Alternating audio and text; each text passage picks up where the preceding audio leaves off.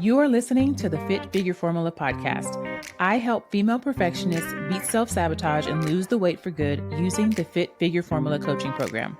I'm your host, Stephanie Riles, registered dietitian, personal trainer, and mindset transformation coach.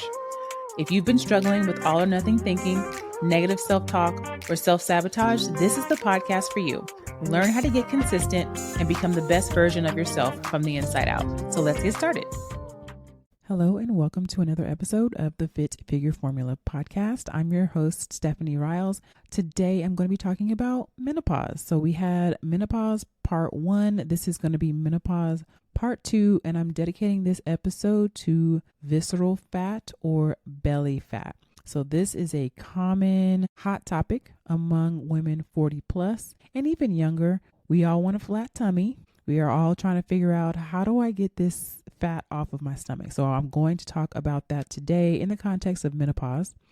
I am also really excited for you to keep listening to this series on menopause because I'm bringing in a hormone expert. I already booked the podcast. We're going to record it later on this month. And that's going to be such a good in-depth episode, bringing in Allie Damron. And Allie is actually someone who comes into my Fit Figure Formula group coaching program, and she answers questions live on one of our calls. She probably comes like once a round inside of the formula. So I'm very happy to have her on the podcast. She is very knowledgeable. So definitely stay tuned to the podcast so that you can check out that episode later on in this month. So if you feel like you are 40 plus or approaching 40 and you feel like your belly has changed, maybe it's gotten rounder, firmer, it might be harder to lose belly fat, this episode is going to help explain why and some things to do about it. So this is definitely a normal experience. So in terms of stress and hormonal shifts, especially if you are a previous yo-yo dieter, visceral fat becomes really common in your 30s, 40s, 50s plus. Let's do a quick definition of visceral fat versus subcutaneous fat. So visceral fat is the fat that is wrapped around your organs, your liver, your stomach, your intestines. It's actually the fat that's up underneath your abdominal wall. So this isn't the fat that you can pinch on the outside. This is the fat that actually is highly correlated to chronic diseases like diabetes. It increases inflammation and it increases your insulin resistance. So it might feel a little bit harder. It might feel like pressure from the inside. And this is a common change that happens as your hormones start to fluctuate, especially when you're in high stress seasons. This is why it's so important to actually really manage your stress. So your subcutaneous fat is basically the fat that's on top of your muscle layer. That's the fat that you can pinch. Those are what we call the love handles or the muffin top. So that fat is more cosmetic, meaning that it's a little less dangerous only because visceral fat, again, is a fat that's around your organs and it's highly correlated with inflammation and diabetes, etc. So when we're talking about belly fat, we're actually talking about two different types of fat. We're talking about subcutaneous fat and we're talking about visceral fat. And it's metabolically active. So this fat releases cortisol and other inflammatory chemicals. It can affect blood sugar, mood, and hunger cues. So sometimes I think we kind of think of fat as just like this accumulation of extra cells, but this is actually metabolically active tissue. Like this is actually sending out chemicals, sending out signals to your body. And this is fat that we can get rid of without starving yourself or overworking in the gym. Again, high levels of stress can actually make the visceral fat worse. So let's talk about how to reduce this visceral fat. So number one, we have to have the proper energy balance, right? So the way that we lose fat is being in a calorie deficit. But as someone who is 40 plus and has a more sensitive hormone balance, we don't want to be in a deep calorie deficit. We also don't want to be overworking out. So again, remember I said something about stress, right? Stress is perceived by the body as psychological stress, as not getting enough calories. That's pretty stressful on the body. As not getting enough sleep, as overworking out. That's a lot of stress on the body, especially if you're also not eating very much, right? So we really want to hyper focus on lifting weights. Just because you have weights in your hand does not mean that you are actually strength training. And we need to be strength training to build that muscle. And we need to be tracking this. I tell you all the time, Google InBody Near Me so that you can track your muscle and fat. So strength training is the number one way to increase your metabolism, and that's going to help you reduce your visceral fat. So don't think that you have to specifically lift weights in your abdominal area. Now, I am definitely an advocate for doing weighted ab exercises and incorporating that into your rotation. But just because you lift weights in a certain area doesn't mean you're shedding fat in that particular area. So for example, if you're doing squats, right, or deadlifts, as you're building muscle, even in your legs, it is increasing your muscle mass, which increases your metabolism overall, which helps you burn fat everywhere. So don't think that I just have to do a whole bunch of weightlifting in my core area or in my stomach or belly area in order to lose fat. Any strength training that you're doing all over your body is building muscle, and that helps your metabolism, which helps you burn fat all over your body. You hear this all the time. You really cannot spot reduce. So you can't decide where the fat's going to come from. So that's why we have to have a well-rounded program, preferably one that has been built for you by a trainer. I think sometimes we think we can go into the gym and just do 3 sets of 10 of whatever exercises that we like. But people get whole degrees in learning kinesiology and exercise science. And we really want to make sure that we're spending our time effectively in the gym. Because if you're going to be in there, you might as well be doing something that's actually going to work. So you might think, oh, it's expensive to get a trainer, but either you're going to spend your money for a trainer to get it done faster, or you're going to spend your time trying to figure it out, right? And you may or may not even figure it out. Because again, people go to school for 4 years, 5 years and more to understand kinesthetics, program development, etc. Strength training. This is going to improve your insulin sensitivity as well. So this is a really important one, because for those of you who maybe have never lifted weights and then you do turn 30s and you're in your 40s and you are starting to decline in your muscle mass, the less muscle you have, the less insulin sensitivity you have. So what does this mean? This means that when you eat carbohydrates, your pancreas is going to spit out insulin. It's kind of like the UPS driver, and it's going to take it to your muscles to do work with it or store it. And if you don't have a lot of muscle, or if you have declining muscle levels, you're just going to have circulating insulin with this sugar, right? And that over time can lead to diabetes if you're just eating more carbs than you can actually handle. But when you have more muscle, it's going to increase your insulin sensitivity so that you can handle more carbohydrate loads. You can handle more calories. You get to eat a little bit more when you have more muscle on your body. You don't gain weight as quickly, or you don't gain weight on just a little bit of calories when you have more muscle. So again, it's not just having muscle in your abdominal area, but it's having muscle all over. So again, this is why we need a well-rounded strength training program that gets the back, front, works your muscles in all planes of motion, and is progressive, meaning that it's getting more challenging from week to week. So I have a client right now who is on a reverse diet, and we have been very, very slowly increasing her calories because she was eating very, very little calories, and she was taking her InBody very regularly. She was doing, at first I think she wasn't doing any strength training, and then she started strength training and we started seeing her InBody muscle go up, and then she decided to stop doing that strength training. She was kind of doing some on her own, but then we saw the numbers start going back down again. So now she's back on my training program and her muscle is back up, right? So I know it seems so simple to just go in there and just do whatever because you feel the burn and because you might be sweating. But I promise you, there is a scientific reason behind all the numbers and even the sequence of the exercises. So It's really important. Again, I can't stress enough. Strength training. This is going to help you with your belly fat. So number 2, walk more, especially after meals. So this might be something that is a good ritual for you to begin. If you can't walk, you can also do 20 to 25 squats after every meal or jumping jacks or something like that. But post-meal walks help you to regulate your blood sugar. Again, whenever we eat carbohydrates, and you can eat carbs, but we want to utilize those for energy. So a good strategy is to, number 1, be eating fiber-filled carbs. Eating a diet that has too many simple carbs is going to lead to more inflammation and belly fat.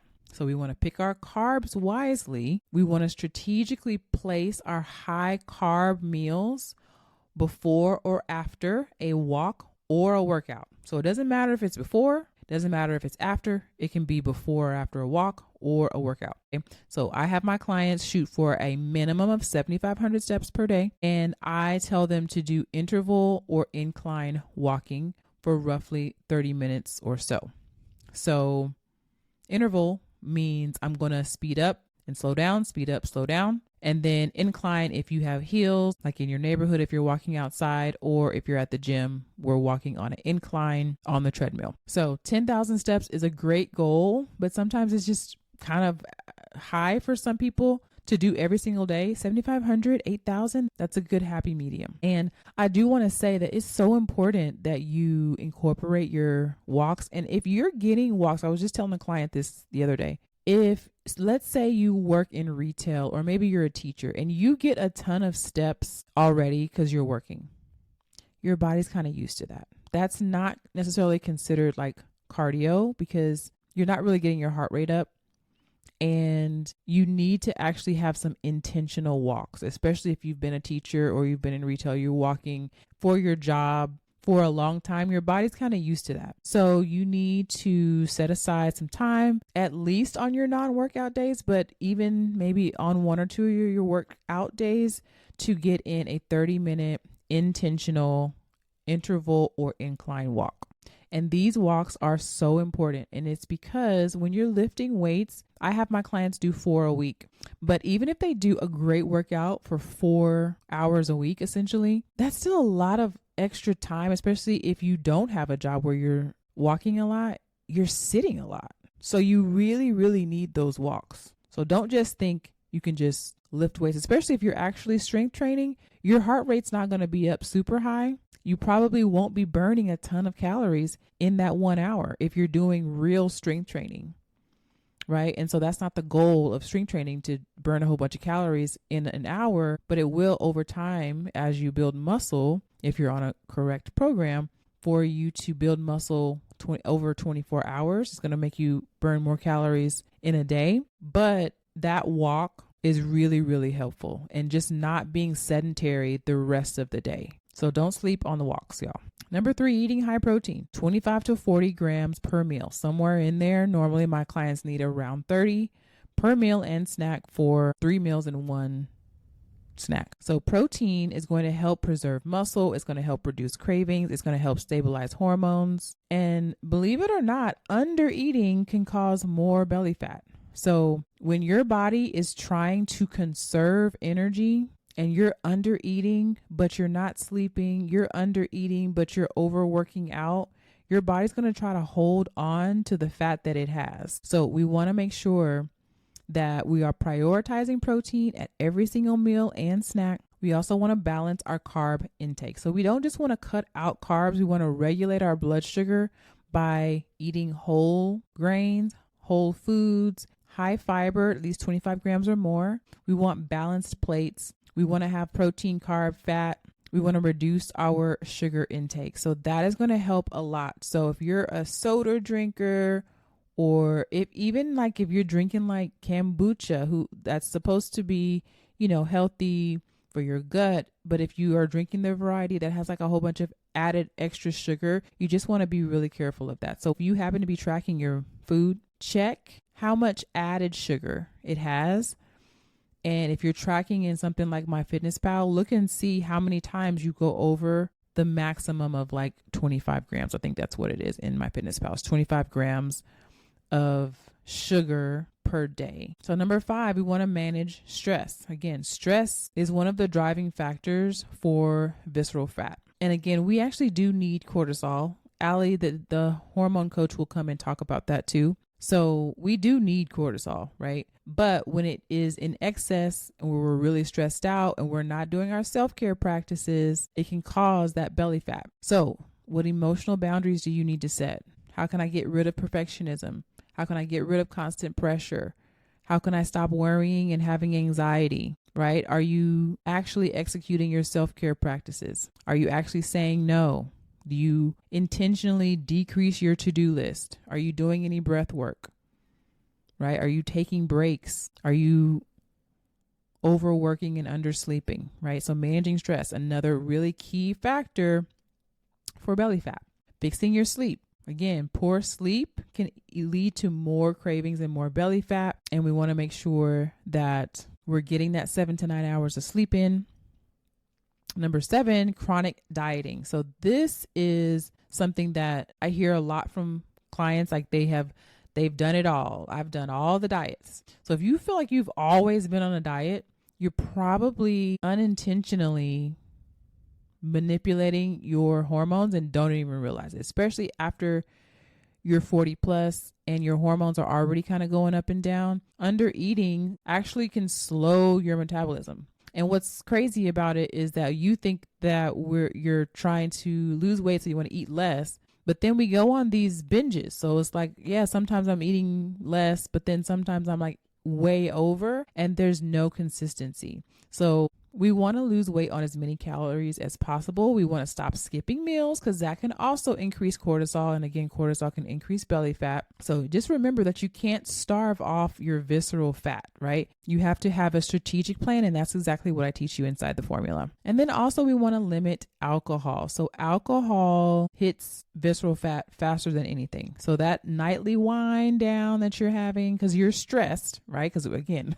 we're not managing stress. Then we have an alcohol every night is not doing you any favors because when alcohol is in your system, your body doesn't prioritize fat metabolism. So we want to take wherever you're at right now. If you do feel like you're drinking a little bit too much alcohol, if I'm drinking every night, how can I take that down to like 4 or 5 times, right?